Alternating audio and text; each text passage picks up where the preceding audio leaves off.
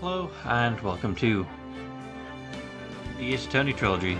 I think I may as well try and start this while I try and fix things still. Might be a bit of an audio issue still. You might be able to hear it, maybe I've edited it out. But, figured why not, because obviously, I'm not actually...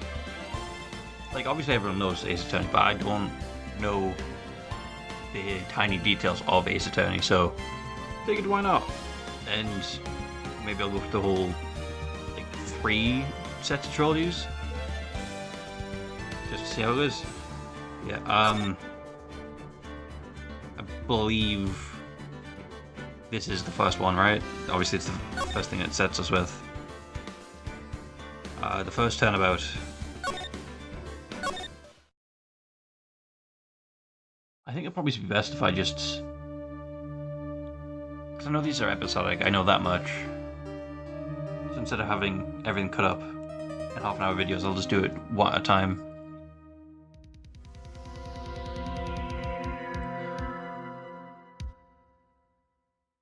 It's on automatic. Damn it, why me? I can't get caught like this. I gotta find someone to pin this on. Someone like him. I'll make it look like he did it.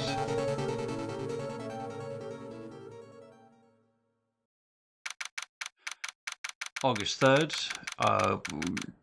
10 to 10. District Court, Defendant Lobby number 2. Boy, am I nervous. Right. Hiya, Chief. Hello there. Ooh, I'm glad I made it in time. Well, I have to say, Phoenix, I'm impressed. Not everyone takes on a murder trial right off the bat. Well, like this. It says a lot about you, and your client as well. Thanks. Actually, it's because I owe him a favor. A favor? You mean you knew the defendant before this case? Yes. Actually, I kind of owe my current job to him. He's one of the reasons I became an attorney. Well, that's news to me. I want to help him out any way I can. I just really want to help him. I owe him that much. It's over. My life, everything, it's all over. Is that your client screaming over there? Yeah, it's him. Death, despair. Oh, I'm gonna do it. I'm gonna die. Sounds like he wants to die. Yeah. Nick. Hey there, Larry. Dude, I'm so guilty. Tell them I'm guilty. Give me the death sentence. I ain't afraid to die. What? What's wrong, Larry? Oh, it's all over. I'm finished.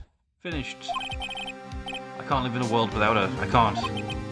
Who took her away from me, Nick? Who did this? Oh, Nick. You gotta tell me. Who took my baby away? The person responsible for your girlfriend's death. The newspapers say it was you. That's what the newspapers say, but do we trust them? My name is Phoenix Wright. Here's the story. My first case is a fairly simple one. A young woman was killed in her apartment. The guy they arrested was the unlucky sap dating her. Larry Butz. My best friend since grade school. Our school had a saying. When something smells, it's usually the Butz. In the 23 years I've known him, it's usually been true. He has a knack of getting himself in trouble. One thing I can say though, it's usually not his fault. He just has terrible luck. But I know better than anyone. He's got a good guy at heart. That and I owe him one, which is why I took the case to clear his name. And that's what I'm going to do. Fair enough. Fairly simple plot for the first episode. August 3rd, 10 in the morning. District Court, Court number 2. Court is now in session for the trial of Mr. Larry Butz. The prosecution is ready, Your Honor. The defense is ready, Your Honor. Mr. Wright, this is your first trial, is it not? Yes, Your Honor. I'm a little nervous. Your conduct during this trial will decide the fate of your client. Murder is a serious charge. For your client's sake, I hope you can control your nerves. Thank you, Your Honor. Mr. Wright, given the circumstances, I think we should have a test to ascertain your readiness. Yes, Your Honor. Hands shaking, eyesight fading. The test will consist of a few simple questions. Answer them clearly and concisely. Please state the name of the defendant in this case. Larry Butz, right? The defendant? Well, that's Larry Butz, Your Honor. Correct. Just keep your wits about you and you'll do fine. Next question. This is a murder trial. Tell me, what's the victim's name? Ooh, I know this one. Glad I read the case report cover. Cover to cover so many times. Wait. Uh-oh. No way. God, I'm drawing a blank. It's blank. I don't blank it. Phoenix, are you absolutely sure you're ready for this? You don't even know the victim's name. Oh, the victim. Of course, I know the victim's name. I, just forgot. Temporarily. I think I feel a migraine coming on. Look, the victim's name is in the court record. Just press tab to check it at any time, okay? Remember to check it often. Do it for me, please. I'm begging you. Mr. Wright, what's the victim in this case? Cindy's autopsy. Well, so Cindy. Time of death was on the last day of July, 4 to 5 p.m. Caused death, loss of blood due to blunt force trauma. Is that all? Yeah, fair. Chief Attorney in Faye & Co., my boss and very good defense attorney. Larry Butz, 23. The defendant in this case, a likable guy who has been my friend since grade school. Cindy Stone, the victim of this case. A model, she lived in an apartment by herself. And Winston Payne. The prosecutor for this case lacks presence, generally bad at getting his point across. That's unfortunate for you. It was a cinder block. Cindy Stone. The victim's name is Cindy Stone. Correct. Now tell me what Tell me what was the cause of death. She died because she was hit with a blunt object. She was struck once by a blunt object. Correct. You've answered all my questions. I see no reason why we shouldn't proceed. You seem much more relaxed, Mr. Wright. Good for you. Thank you, Your Honor. Because I don't feel relaxed, that's for sure. Well then. First, a question for the prosecution, Mr. Payne. Yes, Your Honor? As Mr. Wright just told us, the victim was struck by a blunt object. Would you explain to the court just what the object was? The murder weapon was this statue of the Thinker. It was found lying on the floor next to the victim. I see. The court accepts it into evidence. A statue was added to the court record. A statue of the shape of the Thinker, it's rather heavy. Right. Be sure to pay attention to any evidence added during the trial. That evidence is only ammunition you'll have in court. Use tab to check the court record frequently. Thank you, boss. Mr. Payne, the prosecution may call its first witness. The prosecution calls the defendant, Mr. Butz, to the stand. Chief, what do I do now?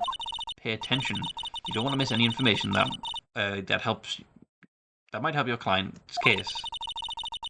You'll get a chance to respond to the prosecution later, so be ready. Let's just hope he doesn't say anything unfortunate. Oh, Larry gets excited easily. This could be bad.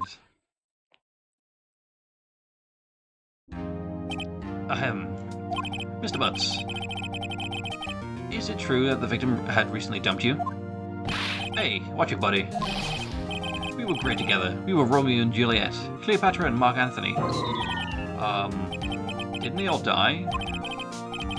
I wasn't dumped. She just wasn't on taking my phone calls, or seeing me ever. What's it to you anyway? Mr. Butz, can you describe what you described is generally what we mean by dumped. In fact, she completely abandoned you and was seeing other men. She just returned from overseas with one of them the day before her murder. What do you mean, one of them? Lies. All of it lies. I don't believe a word of it. Your Honor, the victim's passport. According to this, she was in Paris until the day before she died. The victim apparently arrived home from Paris on the 30th of July, the day before the murder. Indeed.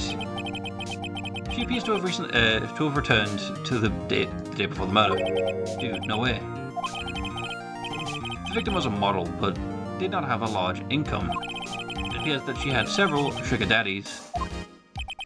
Daddies? Sugar? Yes, older men who gave her money for gifts. And she took their money and used it to support her life. Dude. We can clearly see what kind of woman this Miss Stone was. Tell me, Mr. Butz, what do you think of her now? Right. I don't think you want him to answer that question. Yeah, Larry has a way of running his mouth in all the wrong directions. Should I?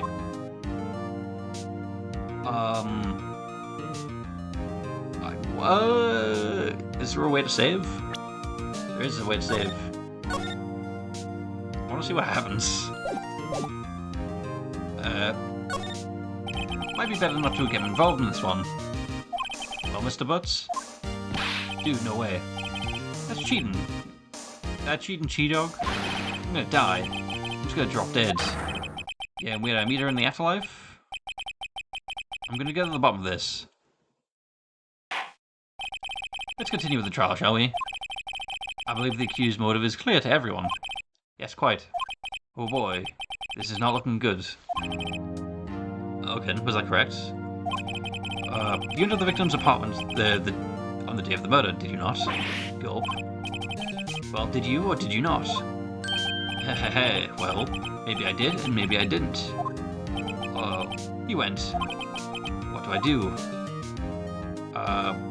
I mean, he has to answer that honestly. If he doesn't, I know, I'll send him a signal. Tell the truth. Yeah, I was there. I went. Order? Well, Mr. Butz? Dude, chill. She wasn't home, man. So, like, I didn't see her. Your Honor, the defendant is lying. Lying? The prosecution would like to call a witness who can prove Mr. Butz was lying. Well, that just simplifies matters. Who's your witness?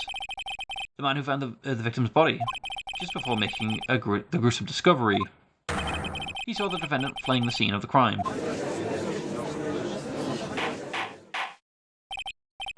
Order in the court. Mr. Payne, the prosecution may call its witness. Yes, Your Honor. This is bad. On the day of the murder, my witness was selling newspapers at the victim's building. Please bring Mr. Frank Sod to the stand.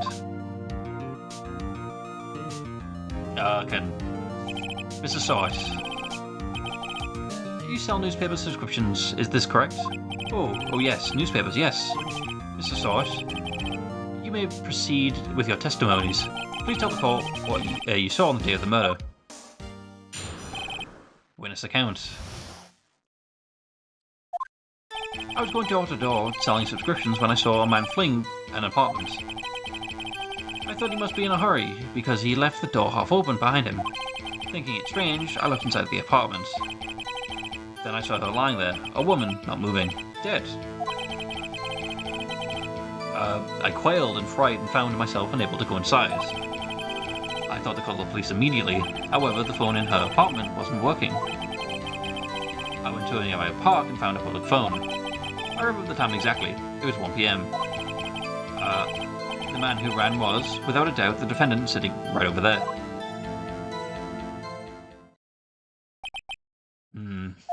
Larry, why didn't you tell the truth? I can't defend you against a testimony like that. Incidentally, why wasn't the phone inside the victim's apartment working? Your Honor, at the time of the murder, there was a blackout in the building. Aren't phones supposed to work during a blackout? Yes, Your Honor. However, some cordless phones do not function normally. The phone that Mr. Sword used was one of those. Your Honor, I have a record of the blackout for your perusal. Electricity to Mr. Stone's building was out from noon to 6 PM on the day of the crime. Now, Mr. Wright. Yes. Yes, Your Honor. You may begin your cross-examination. Cross-examination, Your Honor. Alright, Wright. This is it, the real deal. What exactly am I supposed to do? Why, you exposed the lies in the testimonies the witness just gave. Lies? What? He was lying? Your client is innocent, right? Then that witness must have lied in his testimony. Or is your client really guilty? How do I prove he's not? You hold the key. It's in the evidence. Compare the witness's testimony to the evidence at hand. There's bound to be a contradiction in there. First, find contradictions between the court record and the witness's testimony. Then, once you've found the evidence, the contradicting evidence, present it and rub it in the witness's face. Okay. Open the court record with tab, then point out the contradiction in the testimony. Witness's account again.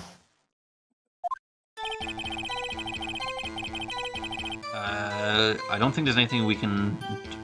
Well, it says we can press. Isn't a man leaving an apartment a common sight? I find it odd that you would take note of him. I don't know. He just seems strange to me, that's all. Like he was mad, and yet frightened at the same time. Just like a criminal fleeing the scene of a crime. The defense requests that the witness refrain from conjecture. Of course, what the witness means is that the man he saw looked suspicious, so what happened next?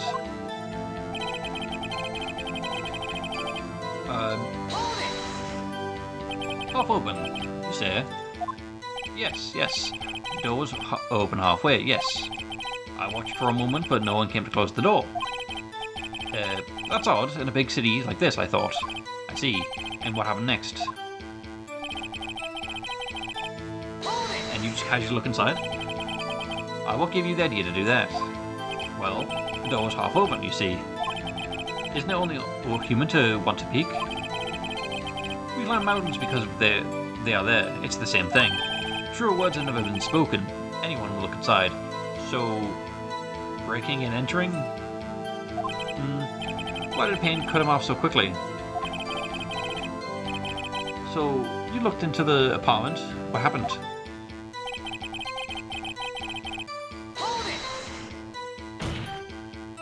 Are you sure she was dead? Well, we're here, aren't we? No, I guess I wasn't. But she wasn't moving at all, and there's blood everywhere. I guess that would look fatal to anyone. Very well. What happened next?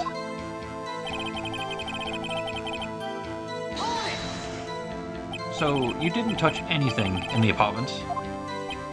Yes. I mean, no, nothing. Okay, what happened next?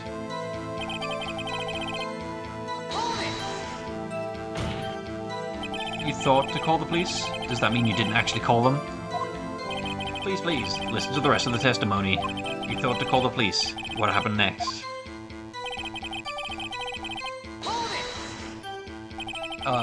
The phone in her apartment wasn't working.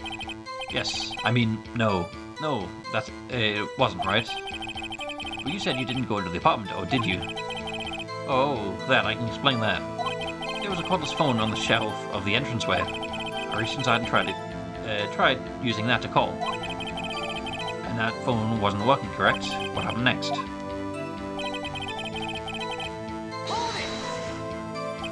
Why use a public phone? Well, you see, I don't have a cell phone. And being in the middle of the afternoon, there was no answer in the nearby apartments. Right, what time did you call again? 1 p.m. 1 p.m.? Are you certain? Yes, absolutely. He seems really confident. 1 p.m.? Right. Does it seem strange to you? Present some evidence to contradict him. Was the time of death? It's too early. You found the body at 1 p.m. Are you sure? Yes, it was 1 p.m. for certain. Frankly, I find it hard to believe.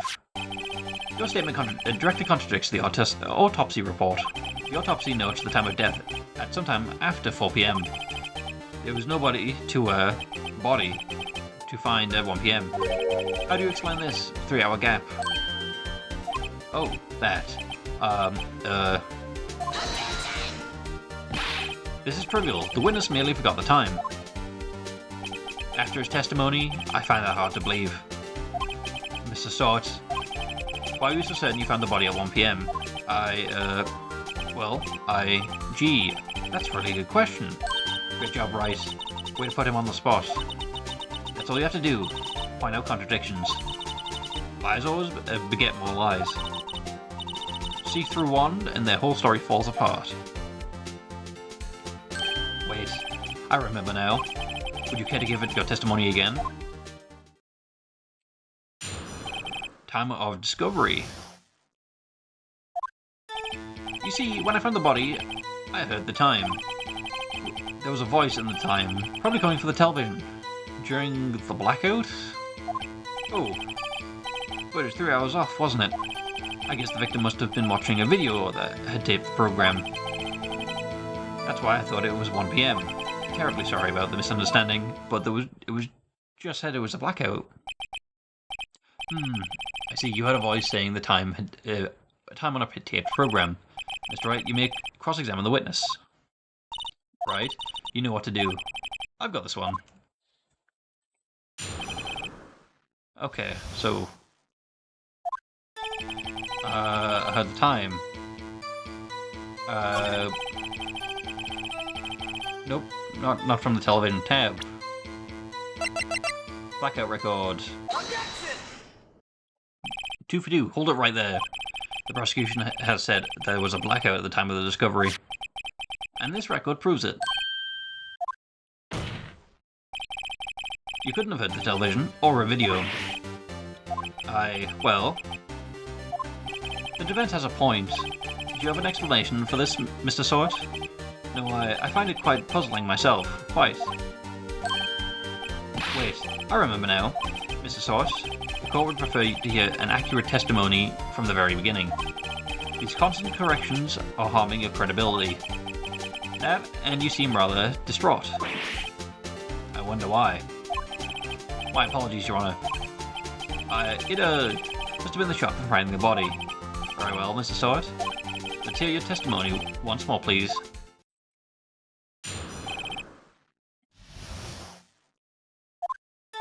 Actually, I didn't hear the time, I saw it. There was a table clock in the apartment, wasn't there? Yeah, the murder weapon. The killer used it to hit the victim. That must have been what I saw.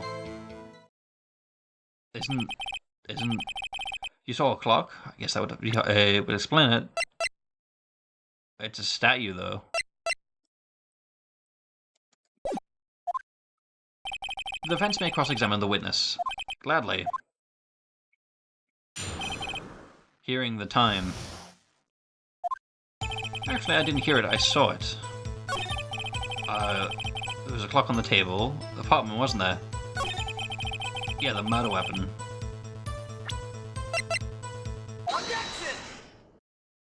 Wait just a moment.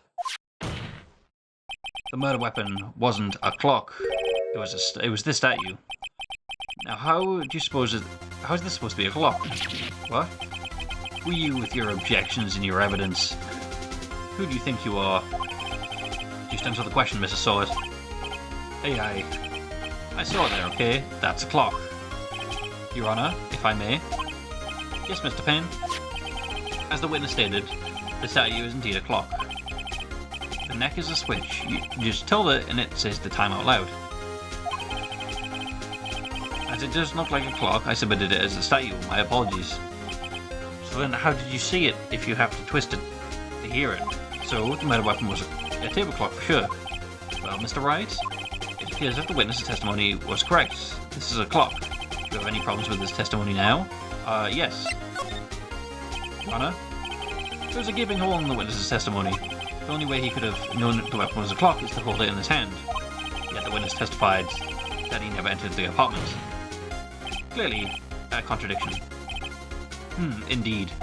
The witness knew it was a clock because he went into the apartment. You're lying. You were inside the apartment of the day of the murder. Oh yeah? Prove it. Prove I went in there. I'll do better than that. I can prove you were the one who killed her. You struck her with the clock, and the shock of the blow triggered the clock's voice. That was the sound you heard. This is a very oddly shaped courtroom. Order in the court. Intriguing. Please continue, Mr. Wright. Yes, Your Honor. Mr. Sort. The sound must have left quite the impression on you. Understandable, since the murder weapon spoke just as it hit the victim. The voices burned into your mind. That's why you were so certain about the time. What's the meaning of this? This is all baseless conjecture. Baseless? Just look at the witness's face. Would the witness care to elaborate? Did you strike the victim with the clock? That day, I never... Look, the clock. I heard, no, I mean, I saw... That is disgusting. Shut up, I hate you. It was him, I tell you, I saw him. He killed her, and he should burn. Burn, give him death. Order on the court, I say. Your Honor, a moment, please. There's a shred of evidence supporting the defense's claim. Mr. Wright, Your Honor, you claim the sound of the witness heard came from the clock. Do you have any evidence? In all cases, sorry, miss, I should think very carefully. Your Honor, the sound Mr. Sword heard was definitely this clock.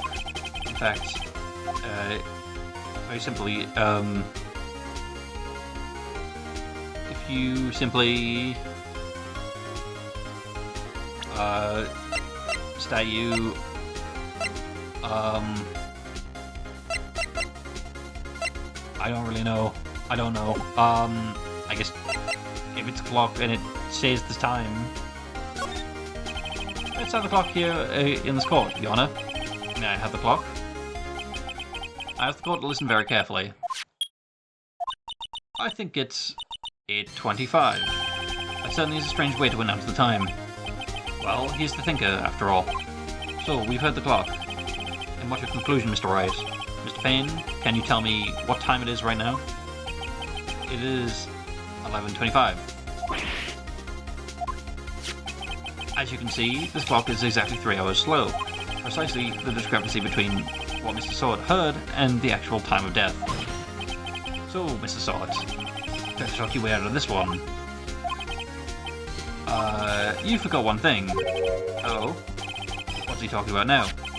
While it may seem like the clock is running 3 hours slow, it proves nothing. How did you know it was running 3 hours slow on the day of the murder? If you can prove that, you don't have a case. Because... Right, how am I going to prove that? Because... Damn it, I was so close. Mr. Wright, seems like you lack critical evidence to support your claim. Yes, Your Honor. This means I cannot let you indict the witness. Fortunately, this ends the cross-examination of Mr. Frank Sword. I come all this way here to testify, and look what happened. Treat me like a criminal. A criminal.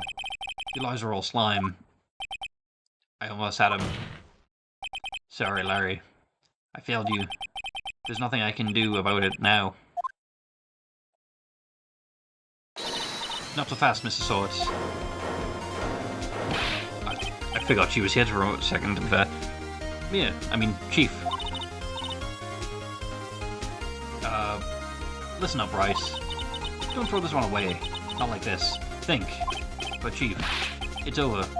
I can't prove that the clock was slow on the day of the murder. Nobody can prove that. Well, yes. That doesn't mean you can't still win. Try thinking outside the box. Don't waste time doubting the facts. Assume the clock was 3 hours slow and think through it. Ask yourself, why was the clock 3 hours slow?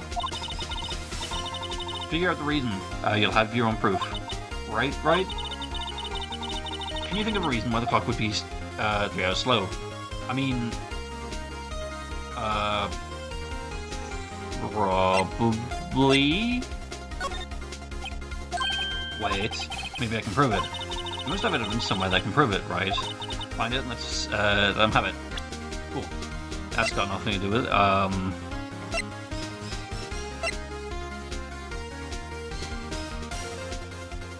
I mean, the only thing we haven't used yet is, I guess, a badge, which doesn't seem anything to the case, and the passport. Well, Mr. Wright, you said the clock was already running slow on the day of the murder. Have you found evidence to support this claim? Of course. There's a piece of evidence that the court record that can prove my claim beyond a doubt. I mean, not necessarily. Tough words. Let's see you pull this off. Let's see the evidence that proves your clock was running slow. The passport, right? The victim had just returned home from abroad the day of the murder. As well as we all know, the time difference between here and Paris is 9 hours. When it's 4 PM here, it's 1 AM the next day there. The clock wasn't 3 hours slow, it was 9 hours fast. The victim hadn't reset her clock since returning home. That's why the time you had heard the struck, when you struck her in the head, her apartment was wrong. Proof enough for you, Mr. Sawyer? Or should I say, Mr. Did It? He's foaming out his mouth. Okay. Order. Order, I say. Well, this case has certainly turned out differently than we all expected. Mr. Payne, your witness, he was arrested and has been taken away, Your Honor. Very well. Mr. Wright? Yes, Your Honor. I have to say, I'm impressed. I don't think I've seen someone complete a defense so quickly and find the true culprit at the same time. Thank you, Your Honor. At this point, this is a formality, but the court finds the defendant, Mr. Larry Butz, not guilty. Hooray! And with that, this court is adjourned. Easy, okay then. Fair enough. It turns out that Frank Sword was the common burglar. He poses as a newspaper salesman to check and see when people were out of the house. That day, when Larry went to her apartment, the victim wasn't home. After he left, Mr. Sword let himself in to do his dirty work. While he was searching her place, the victim returned. Flustered, Mr. Sword grabbed the nearest blunt object he could find.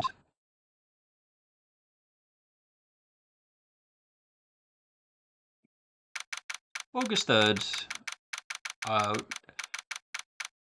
4 hours later. Phew, I still can't believe we won. Right, good job in there. Congratulations. Thanks, Chief. I owe it all to you. Not at all, not at all. You fought your own battles in that. It's been a while since I've seen a trial end on such a satisfying note. I've never seen the Chief looking this happy. If she's this glad, imagine how Larry must feel. My life is over. Why? Larry, you're supposed to be happy. What's wrong now? Oh, Nick. Don't worry about me.